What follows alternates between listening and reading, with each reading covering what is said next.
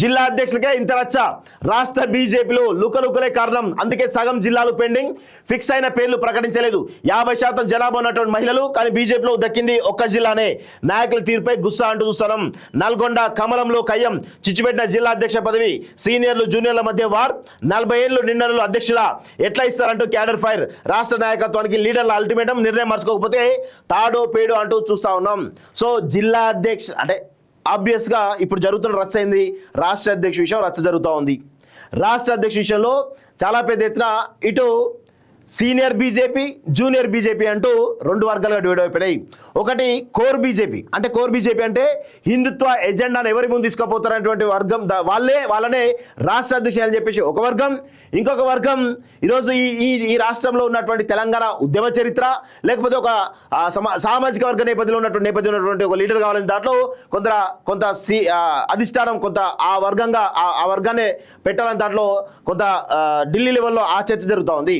So ఇక్కడ చాలా పెద్ద ఎత్తున సీరియస్ చర్చతో పాటు అంతర్గత కుమ్ములాట ఇవన్నీ కూడా జరుగుతున్నాయి. చాలా స్పష్టంగా అర్థమవుతా ఉంది. సో ఒకసారి నేను నిన్న మనం ఒక పోల్ కూడా పెట్టడం జరిగింది. ఆ పోల్లో చాలా ఇంట్రెస్టింగ్ కామెంట్స్ రావడం జరిగింది. ఒకసారి దాని గురించి కూడా మనం మాట్లాడేటువంటి ప్రయత్నం చేద్దాం. అది ఇంట్రెస్టింగ్ వ్యవహారం. అది ఆ పోల్లో నేను రాష్ట్ర అధ్యక్షుడు ఎవరైతే బాగుంటుందనే కోణంలో నేను కొంత అందులో ఇక్కడ చూడండి, ఇది రీసెంట్గా ఒక 1 వీక్ బ్యాక్ పెట్టిన నేను పోలు. దీనిలో బీజేపీ అధ్యక్షుడిగా ఈ క్రింది వారిలో ఎవరైతే బాగుంటుందని చెప్పేసి నేను పోలు పెడితే ధర్మపురి అరవింద్, బండి సంజయ్, ఈటల రాజేందర్, రఘునందన్, వాస్తవంగా ఈ 4 పేర్లు పెట్టడం జరిగింది. దీనిలో ధర్మపురి అరవింద్కు 40% రావడం జరిగింది, బండి సంజయ్కి 20%, ఈటల రాజేందర్కు 27%, రఘునందన్ రావుకు 13%. సో ప్రస్తుతం జరుగుతున్నటువంటి పరిణామాలు మనం గమనిస్తూ ఉంటే ఇక్కడ అరవింద్, అదేవిధంగా అరవింద్ ఏమో లీడ్లో కొనసాగుతా ఉన్నాడు ఆ ఓటింగ్లో. అయితే ఇక్కడ అరవింద్ వర్సెస్ ఈటల యొక్క మరి రాష్ట్ర అధ్యక్షులో వీళ్ళిద్దరి పేర్లు చాలా బలంగా వినిపిస్తూ ఉన్నాయి.